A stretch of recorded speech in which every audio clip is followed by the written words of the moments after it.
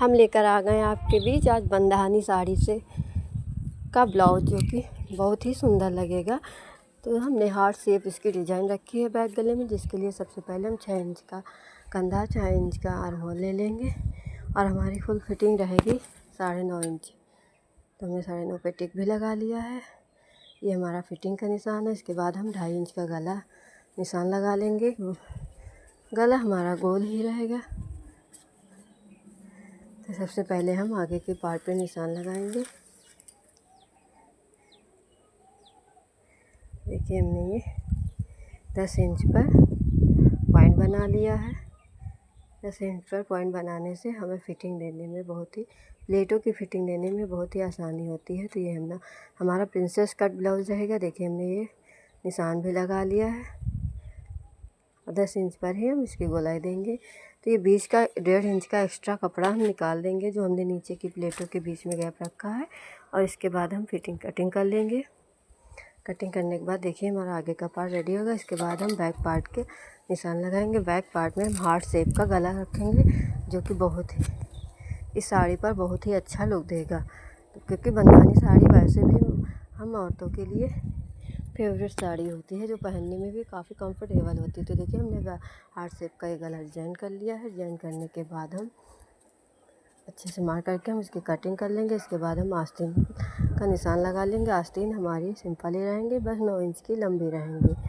तो देखिए हमने गोलाई का निशान लगाकर आस्तीन की कटिंग कर लिया और एक्स्ट्रा कपड़े को निकाल दिया है। एक्स्ट्रा कपड़े निकालने के बाद ही हमारी आस्तीन बनकर तैयार हो गई है। इसके बाद हम अस्तर को फैब्रिक के साथ सिलकर सिलाई लगा लेंगे। नीचे हमने आधे इंच पर सिलाई लगा ली है। हम नीचे के पार्ट में तुरपन नहीं करते हैं। हमारा मानना है तुरपन करने से हमारा नीचे का पार्ट मोटा हो जाता है, क्योंकि उठा हुआ रहता है। इसे सिलाई लगाकर पलट देने से बिल्कुल चिपका हुआ होता है। तो हमने देखिए गले में भी उसी तरह से बकरम का यूज़ नहीं किया है। अस्तर और फैब्रिक को एक साथ सिलकर आधे इंच की दूरी पर सिलकर सिलाई लगा ली। सिलाई लगाने के बाद हम अस्तर के एक्स्ट्रा कपड़े को निकाल देंगे। सिलाई लगाने के बाद हम छोटे छोटे टक लगा देंगे, जिससे हमें पलटने में आसानी होती है और फिनिशिंग भी बढ़िया आती है। इसके बाद हम बीच से हाथ डालकर देखिए जो बैक का साइड खुला रहता है, साइड में जो खुला रहता है वहीं से हम हाथ डालकर इसके पलट लेंगे। पलटने के बाद हम ऊपरी सिलाई लगा लेंगे। जब हम ऊपरी सिलाई लगाते हैं तो बहुत ही अच्छी फिनिशिंग आ जाती है। देखिए ऊपरी सिलाई लगाने के बाद कपड़ा बिल्कुल चिपका हुआ लगता है। इसके बाद हम 4 इंच की प्लेट डाल लेंगे। बैक पार्ट में जो प्लेटें डाल दी है हमने दोनों प्लेटें सेम प्रोसेस से डाल ली हैं।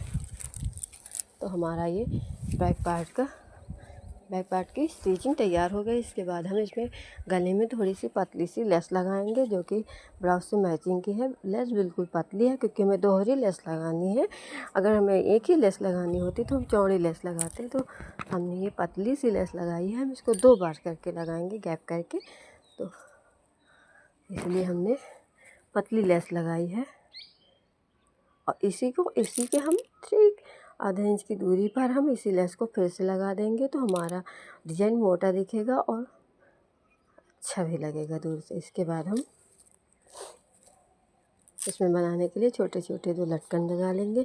जो हमारे यहाँ पे दोनों कोने निकले हुए हैं, कोनों को हमने यहाँ पे कोई बटन या कुछ नहीं लगाया, क्योंकि कस्टमर का मानना है कि बटन लगाने से जब हम लेटते हैं तो वो हमारी पीठ पे दर्द करते हैं। तो कभी कभी किसी का मानना रहता है कि हम बटन नहीं लगाएंगे। तो हमने उसी डोरी में छोटे छोटे लटकन डाल करके देखिए हमने ये अटैच कर दिए और उसी डोरी को हम बांध देंगे। तो ये हमारा शेप भी बन जाएगा, हमारी डोरी भी बन जाएगी, हमारा लटकन भी लग जाएगा। क्योंकि हम ऊपर लटकन नहीं लगा रहे हैं, ऊपर डोरी नहीं लगा रहे हैं। तो देखिए हमारे लटकन कैसे लग रहे हैं, प्लीज़ कमेंट में बताइएगा। और हमने ये डोरी को अटैच कर दिया। अटैच करने के बाद हम अच्छे से बांधेंगे। बांधने के बाद देखिए हमारा ये बैक गला बिल्कुल तैयार हो गया। अभी हमें इसमें ये दोहरी लेस लगानी है। थोड़ी दूर पे हम इसी लेस को फिर से लगाएंगे। देखिए हमारा गला बन गया है। और इसके बाद हम आगे के भाग को तैयार कर लेंगे, क्योंकि आगे का भाग हमारा प्रिंसेस कट का रहेगा। तो हमने सबसे पहले ऊपर एक सिलाई लगा ली है। सिलाई लगाने के बाद हम कटिंग करते हैं, तो हमारा अस्तर और फैब्रिक इधर उधर नहीं होता है। हमें सिलने में बिल्कुल बराबर सिलाई आ जाती है। देखिए हमने अस्तर और फैब्रिक के साथ एक साथ सिलाई लगा ली है और ये हम आधा इंच का जो 1.5 इंच का बीच में निशान लगा के रखते हैं, इस कपड़े को हम निकाल देंगे। इस कपड़े को निकालने से के बाद सिलने से हमारी कटोरी बहुत ही अच्छी बनती है। तो देखिए हमारी बिल्कुल 1.5 इंच की गैप रहना चाहिए।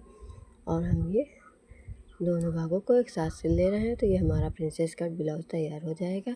हमने प्रिंसेस कट ब्लाउज़ में आगे ही हुक रखे हैं, तो ये हमने नया तरीका आजमाया है, क्योंकि कस्टमर को पीछे के हुक नहीं पसंद है, उनको आगे ही हुक रखना था। तो और प्रिंसेस कट भी चाहिए था, तो हमने इसीलिए दोनों को एक ही में कर दिया है। ये हमारा दूसरा भाग भी सेम प्रोसेस से तैयार हो रहा है।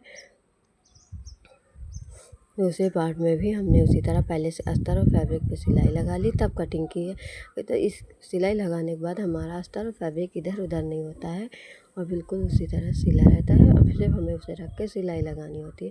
तो देखिए सिर्फ 1 मिनट में ही सिलाई हो जाती है। इससे हमें कपड़े को संवारने दिखाने की कोई दिक्कत। देखिए हमें आस्तीन का कपड़ा नहीं बचा है, आस्तीन हमारी पतली है, कस्टमर को आस्तीन 9 इंच की चाहिए। तो हमने लेस को लेकर लेस में साड़ी का बचा हुआ कपड़ा अटैच कर दिया है। देखिए हमने अटैच करके हमने सिर्फ 9 इंच की आस्तीन तैयार कर लिया। आस्तीन देखिए बिल्कुल मालूम ही नहीं पड़ रहा कि हमने इसमें कपड़ा अटैच किया है।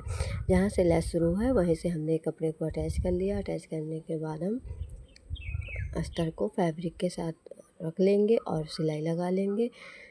हमने आस्तीन में भी उसी प्रोसेस से काम किया है। आधे इंच की दूरी पर सिलाई लगाकर पलट दिया, पलट के हमने ऊपर ही सिलाई लगा दी। ऊपर ही सिलाई लगाकर बिल्कुल फिनिशिंग के साथ हमने आस्तीन तैयार कर लिया। आस्तीन तैयार करने के बाद हम बटन पट्टी और हुक पट्टी लगा लेंगे। हुक पट्टी लगाने के बाद ये हमारा ब्लाउज़ कंप्लीट हो गया। कंप्लीट होने के बाद हमने इसमें आस्तीन लगा लिया। आस्तीन लगाने के बाद ये देखिए हमारा फाइनल लुक बनकर तैयार हो गया। प्लीज़ कमेंट में बताएं एंड लाइक शेयर कमेंट ज़रूर करें।